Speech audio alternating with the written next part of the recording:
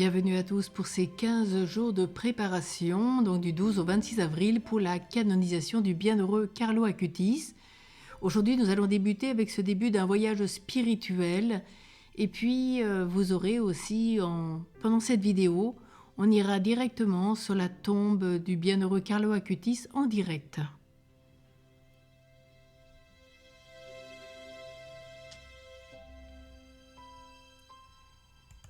Carlo nous rappelle en ce jour, la conversion n'est rien d'autre que de déplacer le regard de bas en haut, un simple mouvement des yeux suffit. Alors peut-être qu'en commençant ces 15 jours de préparation, on a peut-être un grand désir de conversion ou cherchons des résolutions radicales pour changer de vie. Peut-être qu'on rêve de témoigner d'une transformation aussi marquante que celle d'une personne qui a été touchée par la drogue et qui est désintoxiquée, de quelqu'un qui se prostitue et qui repentit, d'un addict qui n'est jamais retombé. Ces témoignages extraordinaires nous fascinent. Mais la vie de Carlo, comparée à tous ces récits, pourrait sembler même banale. Et pourtant, c'est la nôtre. La conversion, il faut le comprendre, commence par le fait de cesser de se regarder avec mépris, en acceptant que ce soit dans l'ordinaire de notre vie que se manifeste la grâce extraordinaire de Dieu. Laissons à Dieu être extraordinaire et ouvrons-lui nos vies pour qu'en le recevant, nous puissions aussi devenir extraordinaires. Cela exige de relever la tête et de tourner les yeux vers le Créateur de cette merveille que nous sommes simplement. Alors cette vie simple de Carlo, eh bien c'est celle d'un enfant de 2 siècles. La fin du XXe siècle et le début du nouveau, millénaire, d'une génération dite Y, appelée aussi milléniale. Une génération paradoxale où tout semble plus globalisé, mais où l'on cherche aussi à revenir à des expériences plus locales, où tout bouge, mais où l'on sort moins. Carlo, après sa naissance, ramène ses parents à Milan, une ville qu'il avait quittée après de nombreux voyages. Du point de vue de la foi, tout commence à Londres, où sa grand-mère paternelle, venue d'Italie, apporte une robe de baptême transmise depuis des générations dans sa famille. Carlo est baptisé le 18 mai 1991 dans le quartier de Chelsea. Son grand-père paternel Carlo et sa grand-mère maternelle Luana sont ses parrains et marraines. Nous pouvons imaginer la photo de famille où tous affichent un grand sourire, en nous demandant si les proches pressentaient déjà combien cet enfant allait changer leur vie. Ce rite effectué, souvent parfois sans grande réflexion, est un acte en réalité sacré. En l'accomplissant, les parents acceptent donc d'invoquer l'Esprit Saint, cet esprit de conversion. C'est un moment où, sous le regard amoureux du mari, se tourne vers sa femme et celui de l'épouse vers son mari pour faire place à un regard sur l'enfant qui devient enfant de Dieu. Ce geste peut sembler anodin, mais il a une portée immense. À ce moment-là, les parents se tournent non seulement vers leur enfant, mais ensemble vers Dieu. Toutefois, comprenaient-ils véritablement la signification profonde de ce geste, comme l'auraient sans doute révélé Siméon et Anne la prophétesse à Joseph et à Marie. Leur fils unique, leur premier-né, allait leur être enlevé bien trop tôt. Il y a des réalités que l'on préfère ne pas voir, ou peut-être pas encore. Mais même le nom de l'église où se célèbre ce baptême révèle déjà le futur. Elle porte le vocable de Notre-Dame des Douleurs, celle de la Pietà, celle de Marie au pied de la croix. Carlo, donc dès son jeune âge, ramène ses parents non seulement à l'église, mais aussi à leur terre natale. Mais ce n'était pas tant la foi que la nécessité professionnelle qui les pousse à Milan. Andrea, son père, est pressé par son propre père de reprendre l'affaire familiale dans les assurances. À Londres, Milan, bien que plus calme, demeure un centre financier majeur en Italie. Cependant, Carlo, dans ce contexte effervescent, vit une enfance tranquille et sereine dans un environnement unifié, dans le petit quartier d'une grande ville. Il grandit autour du parc Renata Tebaldi, un parc du centre de Milan en face de son école et à proximité de l'église Santa Maria Segreta, qui deviendra essentielle pour sa vie spirituelle. Dans ce cadre limité où tout se fait à pied, Carlo connaît une jeunesse paisible faite de rencontres simples et profondes. Dans son regard d'enfant sur le monde qui l'entoure, il n'y a pas de jugement sur la dignité ou le rang. Au parc, il interagit avec tout le monde, des camarades aux sans-abri, des travailleurs aux passants. Il les voit tous égaux, tous sous le regard de Dieu. Pour lui, il n'y a pas de hiérarchie sociale dans ce jardin. Chacun a sa place et vit son chemin. C'est dans ce parc qu'il fait ses premiers pas, qu'il apprend à faire du vélo, d'abord avec des roulettes, puis sans. Il se fait des amis, tisse des liens sincères avec les personnes qu'il croise, y compris avec Rachesh Mohour, le majordome de la famille, qui veille sur lui. Ce qui frappe, c'est le regard de Carlo, qui ne juge personne, ne s'élève au-dessus de quiconque. Chacun est en chemin, à la recherche d'un moment de paix. C'est dans cette simplicité qu'il commence à discerner la présence de Dieu. Les sonneries du carillon de l'église l'invitent à en franchir le parvis, et avec Rachesh, il se rend chaque jour à la messe, depuis le jour de sa première communion. Celle-ci est un événement décisif dans sa vie spirituelle.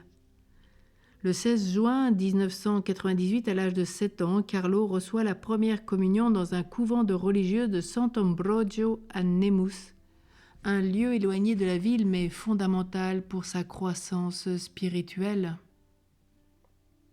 Le lendemain de cette première communion, Carlo ne cesse de retourner à l'église avec une ferveur qui ne faiblira jamais. Jusqu'à son dernier souffle, il assistera à la messe quotidienne. Pour lui, l'Eucharistie devient le centre de sa vie, une rencontre vivante avec Jésus qu'il adore. Chaque messe, chaque adoration est pour lui une offrande de soi, une transformation intérieure profonde. Dans l'Évangile, selon saint Luc, Jésus nous invite à méditer sur notre regard. Pourquoi vois-tu la paille dans l'œil de ton frère alors que la poutre qui est dans ton œil à toi, tu ne la remarques pas?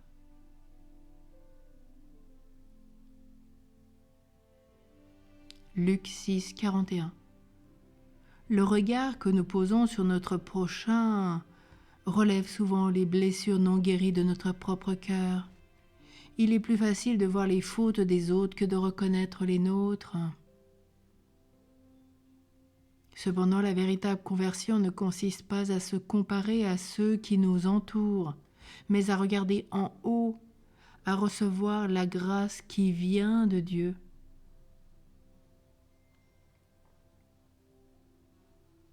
La conversion, c'est un mouvement vertical, un retour à la source, une rencontre avec celui qui peut transformer nos vies. Carlo nous invite à changer notre regard en regardant vers l'Eucharistie. Nous recevons la grâce de voir les autres avec un regard neuf, celui du Christ, qui nous apprend à aimer et à pardonner. L'histoire du miracle de Lanciano, au 8e siècle en Italie, nous donne un exemple frappant de cette transformation du regard. Un prêtre, lors de la célébration de la messe, doute de la présence réelle dans le pain et le vin lors de la consécration. Il voit le pain se transformer en chair et le vin en sang. Ce miracle ne fait que renforcer l'invitation à regarder l'Eucharistie avec un regard de foi, à ne pas nous laisser distraire par les événements qui nous éloignent de l'essentiel. Ce miracle nous rappelle que la présence réelle de Jésus dans l'Eucharistie est un don inouï de Dieu, qui attend que nous ouvrions les yeux pour la reconnaître. Dieu, dans son amour infini, attend que nous tournions notre regard vers lui, car il est déjà là dans l'Eucharistie, prêt à transformer nos vies. Il ne dépend pas de nous pour être présent, mais il nous attend pour que nous lui ouvrions notre cœur. Sa présence rayonne à travers Jésus-Christ et il nous invite à le rencontrer. Tout ce qui nous empêche de le voir, tout ce qui détourne notre regard, peut être surmonté si nous acceptons de tourner notre regard vers lui. Dieu ne nous demande pas encore de changer de vie avant de venir à lui, mais au moins de changer de regard en se tournant vers lui, afin qu'il puisse nous transformer.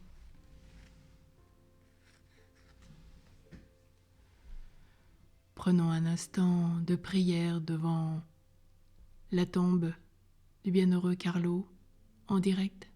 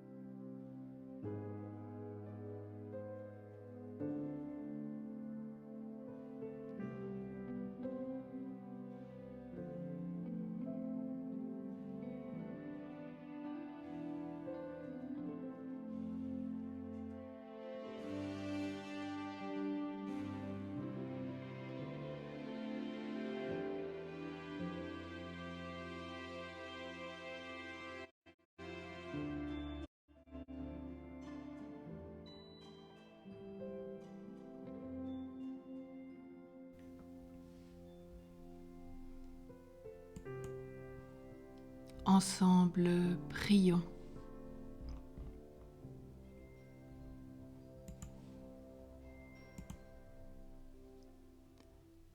Dieu notre Père, merci de nous avoir donné Carlo, modèle de vie pour les jeunes et message d'amour pour tous. Tu l'as fait aimer ton Fils Jésus, en faisant de l'Eucharistie son autoroute vers le ciel. Tu lui as donné Marie comme mère très aimée, et tu en as fait par le rosaire un chantre de ta tendresse. Accueille sa prière pour nous. Regarde sur tous les pauvres qu'il a aimés et secourus. Accorde, moi aussi par son intercession, la grâce dont j'ai besoin.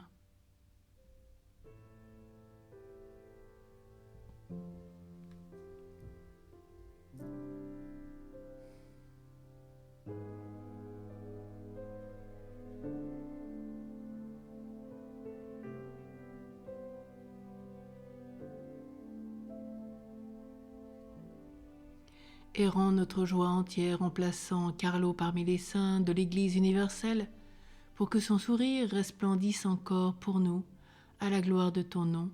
Amen. Notre Père qui es aux cieux, que ton nom soit sanctifié, que ton règne vienne, que ta volonté soit faite sur la terre comme au ciel. Donne-nous aujourd'hui notre pain de ce jour. Pardonne-nous nos offenses, comme nous pardonnons aussi à ceux qui nous ont offensés. Et ne nous laisse pas entrer en tentation, mais délivre-nous du mal. Amen. Je vous salue Marie, pleine de grâce, le Seigneur est avec vous. Vous êtes bénie entre toutes les femmes, et Jésus, le fruit de vos entrailles, est béni. Sainte Marie, Mère de Dieu, priez pour nous, pauvres pécheurs, maintenant et à l'heure de notre mort. Amen. Gloire soit au Père, au Fils et au Saint-Esprit, comme il était au commencement, maintenant et toujours, dans les siècles des siècles. Amen. Bienheureux Carlo Acutis, prie pour nous.